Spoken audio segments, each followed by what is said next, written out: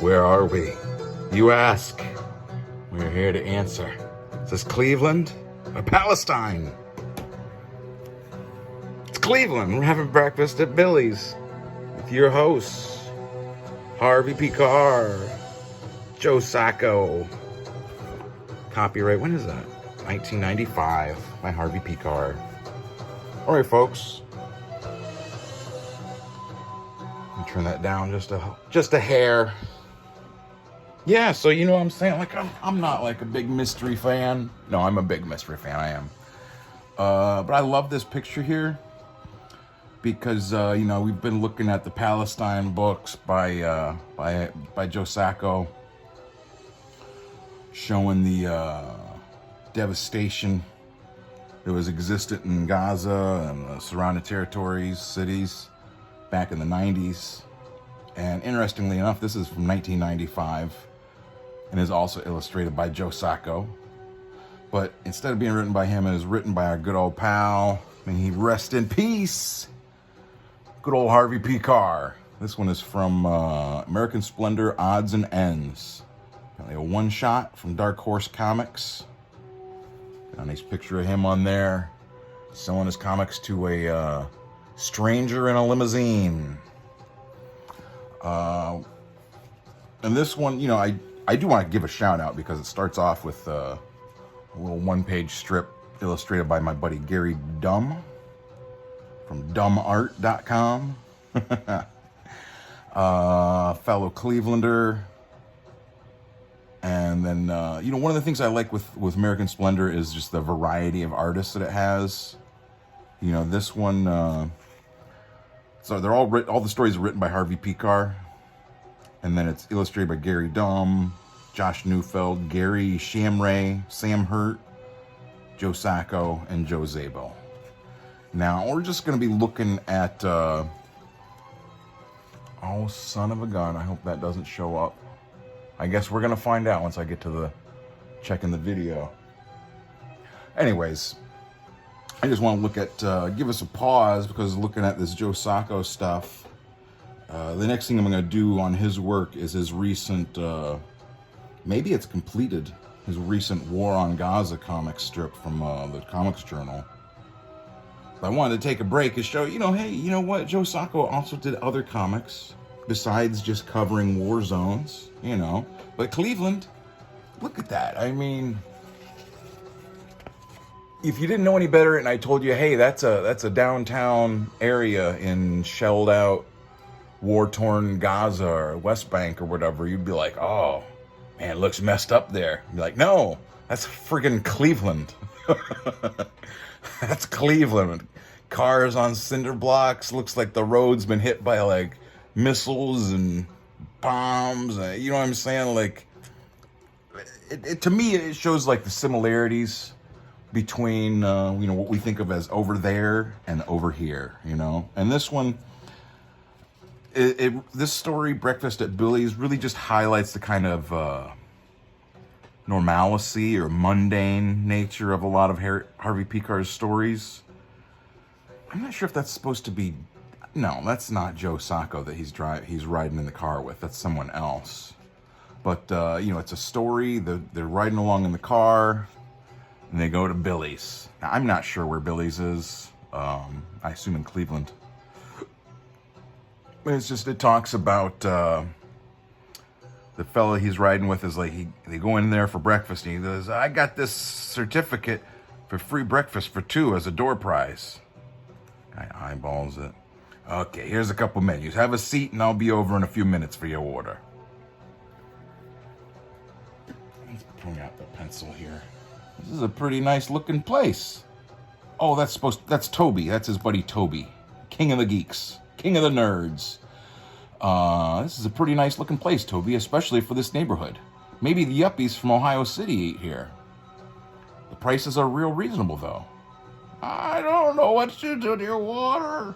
Maybe it's just the right temperature or something, but it sure tastes good.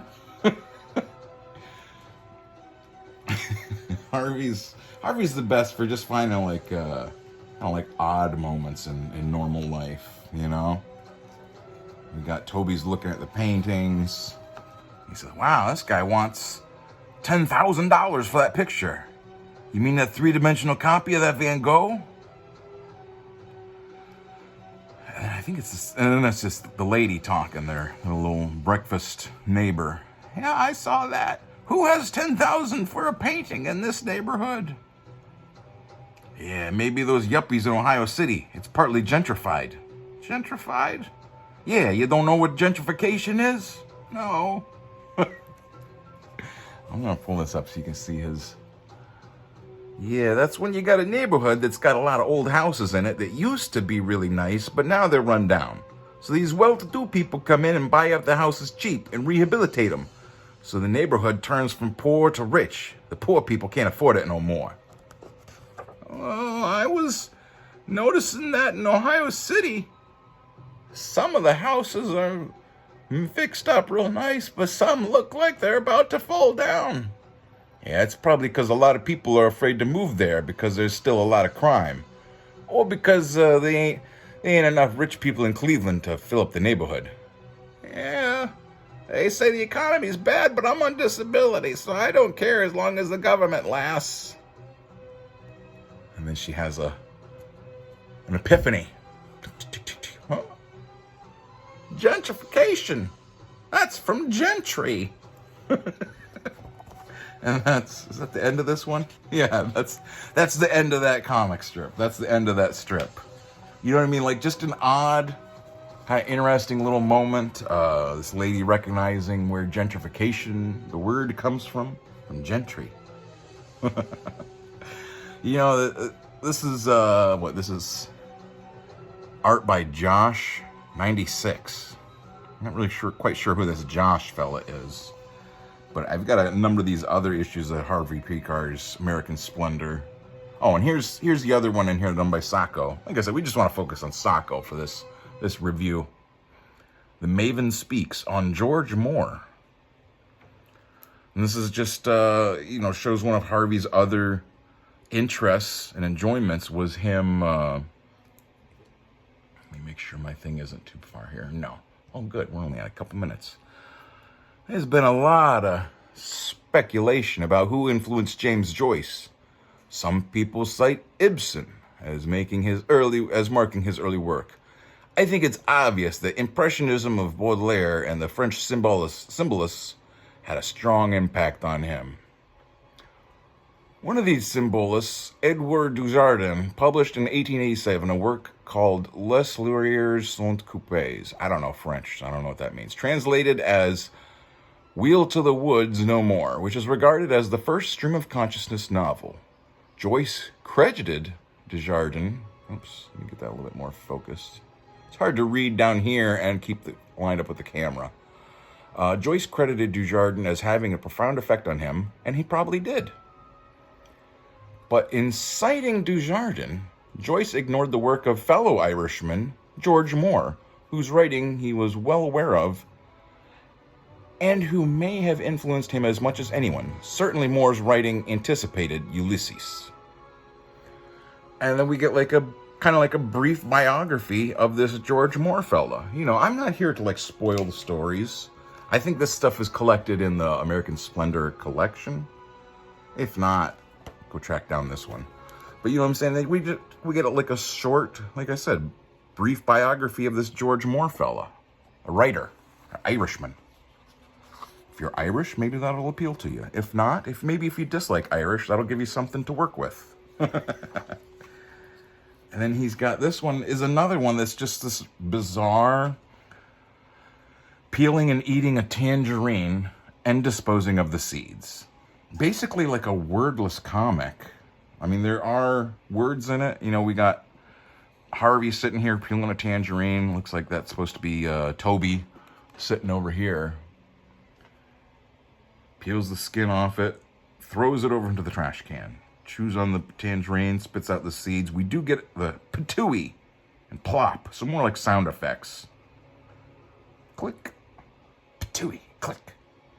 Toby moves the trash can over by him. And again, it doesn't really say it. It's just, we just get sound effects. So it really is kind of like a wordless, if you don't count sound effects. But that's all all the strip is. 1, 2, 3, 4, 5, 6, 7, 8, 9, 10, 11, 12, 13, 14. 14 panels, 2 pages about Harvey peeling and eating a tangerine and disposing of the seeds in the trash can by, like I said, what I assume is supposed to be Toby, his fellow worker at the VA or whatever, medical hospital. That's just such an odd, you know what I mean? Like, just such an odd little, almost like surreal comic strip. This one is about Messmend. I can't remember the name of the artist in this, but it's more just kind of like biographical, historical-based comics. And it's just, you know what I mean? Like, to me, that really shows, like, how much Harvey was doing. Like, just how he was pushing comics to be something other than, you know, superheroes or mutant turtles or whatever. You know, like, hey, comics is a really good way to, you know, expose other people to history. Though I will say, as usual, my complaint with a lot of these sort of like more alternative or artsy comics is way too many freaking words. You know what I'm saying? Like, look at that. That's one panel. Look how many words there are in there. So many words. So many words. Too many. Should have, like, drawn this out of, like, could have had another panel there. Could have had maybe 2 more panels. Another panel here. Oh, look at this. Look at all that. Look at all this black negative space around the comic panels. What are you doing, Joe Sacco? I'm curious as to, you know, we've seen, like, well, some of the examples of, like, what Harvey's scripts was that he would create a page and use just sort of like stick figures to show how he wanted the panels placed and like maybe like the arrangement of the characters and stuff. So I'm curious if that's how this was created. You know what I'm saying? Like, if he was you know, wanted to do this kind of like negative space business here. I mean, it is interesting, especially when you get into, like, the spots where, like, let me show you what I'm talking about here. Like, we get, like, this lady's dress is just black, and it just kind of bleeds. The panel borders aren't clear. You know, it's more like everything's kind of just floating, right? And this is about, what, like, Russian literature or something between 1900 and 1935. Outstanding modernist writers came out of Russia, USSR, than any nation. Chances are you don't know nothing about them. Not even Andrei Bely, whose novel Petersburg was considered by Nabokov to be one of the 4 greatest prose fictions of the century. Why? Because they died young, often were killed or were shut up, and their works were suppressed by Stalin. Frickin' Stalin. But you know what I'm saying? Like, this is the sort of thing that, like, if you're intrigued by, you know, could like set you off on a whole separate course of research and, you know, reading and exploration of like literature, biographies, history. You know what I'm saying? Like, that's what I think is really one of Harvey's strengths, is just shining a light on things that you might not be aware of or things that you might have dismissed. Here's another with this kind of negative space effect where, like, the lady's jacket, is that supposed to be oh no, this is about Messmend and its 2 sequels. Messmend is apparently a book from this USSR place. Who knows what that is? But the way her jacket is just black, it just bleeds into this surrounding negative space that would be panels, gutters, whatever you want to call it. I just think that's very interesting. It's an interesting approach. And like I said, it makes me very curious. This one more so. Like, her dress just bleeds into the background. You know, this part where it's kind of hatched and stuff. Obviously, there's a big mark between this background, this black background, and like the guy's jacket and stuff. But where you have these, it's very interesting. Very interesting. Like I said, a very interesting approach. It really makes me wonder, like I said, if it's if Harvey was explaining to Joe Sacco to do that, or if that was something that Sacco came up with. I think it could have, it'd be a very different page if it was filled in over here and here with more panels. You know, or if maybe that was just Sacco was like, hey, I'm going to try this out. And Harvey was just like, sure, let's do it. Do it to it, you know. And then we got Autograph, Second Take. This is by Sam Hurt and Harvey. And it's just, you know, a two-page comic about him signing autographs at a comic shop record store. And then an almost all-expense-paid vacation by Joe Zabel and Gary Dumb. Talking about him being on the Letterman show. Going through the different... what is this talk? Oh, him talking about him being in the file clerk at the Cleveland's VA hospital. Talking about some of the other classic 90s alternative comics works, Palestine, 8-Ball, Drawn and Quarterly. That's the stuff that always just really appealed to me because it was just so different. And like it really shows like this last or second to last panel here. He's talking to somebody who's interested in optioning the American Splendor as a movie. He's talking to this guy that's a director or whatever. Jeff Goldblum turning into a fly is not my idea of a horror movie. My idea of a horror movie is a fly turning into Jeff Goldblum. The guy's face is so like, Harvey Stewart produced The Fly. Such a... Him yelling at Rob Reiner. Furthermore, you tell Reiner he's a fat meathead, just like Archie Bunker says. As, you know, prophetic, as Rob Reiner has remained a meathead all his life. Rob Reiner, as some of you might know or might not know, was in a show called Archie Bunker. Was it called Archie Bunker? I don't even know at this point. And he was like the boyfriend of the family's daughter. He was an old classic hippie. You always called him a meathead. Anyways, more discussions about him optioning the movie option rights. Very interesting. Oh, and there's one last one by Sacco here. This came out in '95. So when did the movie? I think the movie came out in 2001 or 2002, I believe. You know, this isn't that kind of show where we get all the biographical, Wikipedia, encyclopedic information. You want to find all that stuff out? Go look it up. You know, this is a lot of the stuff that I highlight is just to kind of give you an idea, something to look at yourself. So this one's called "Oh My Goodness." Hey, John, what's happening? John, what's happening? Make sure I'm doing more of a Harvey Pekar voice. Ain't nothing to it. A baby could do it. Just put him in a stroller and push him up to it. That's deep, John. Deeper, Dan. Deeper than whale shit. And you know where that is? Down at the bottom of the ocean. It's just like a little surrealist. Love it. I love it. So, you know, like Harvey Pekar stuff is always fun to look at. Got a bunch more of these. Windfall. This is the second issue. And they always have like just a variety of interesting artists. You know, Scott Gilbert, Josh Newfield, I think is that Josh 95 in there. More from Sacco, Frank Stack. And this ones are from Dark Horse. But then he also did some with Vertigo.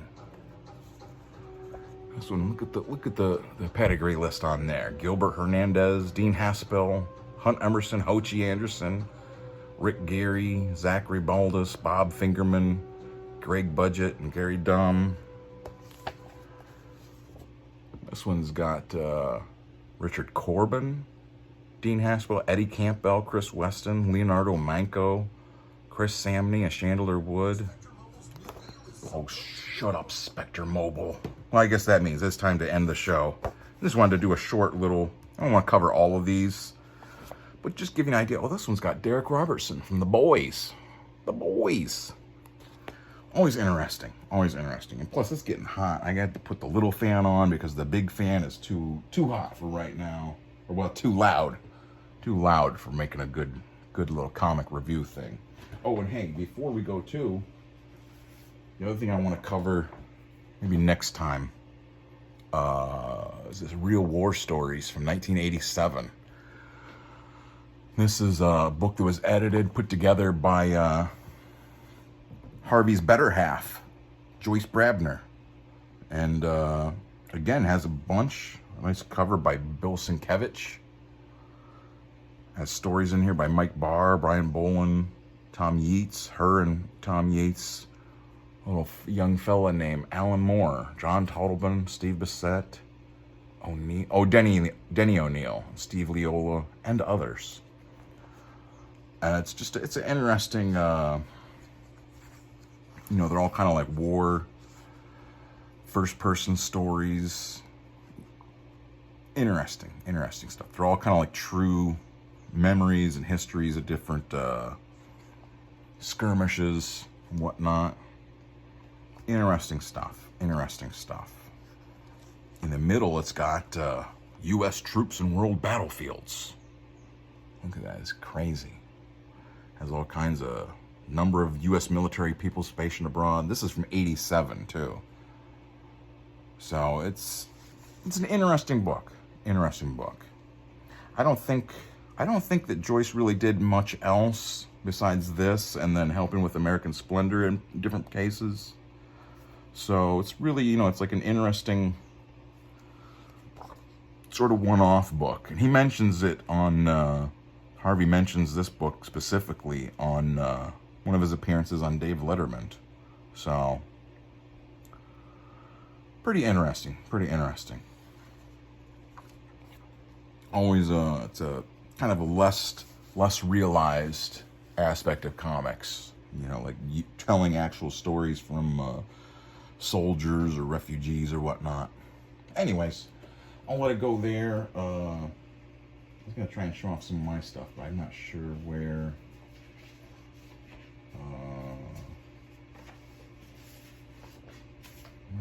Where's the thing I was even thinking about? Oh, geez, I don't even know now. Oh, it's over on the other couch. Okay, well, I guess we're not looking at anything of mine right now. Oh, you know what? We could look at, no, we're not looking at that. Never mind. So we'll come back, I might do a live stream tonight. Who knows?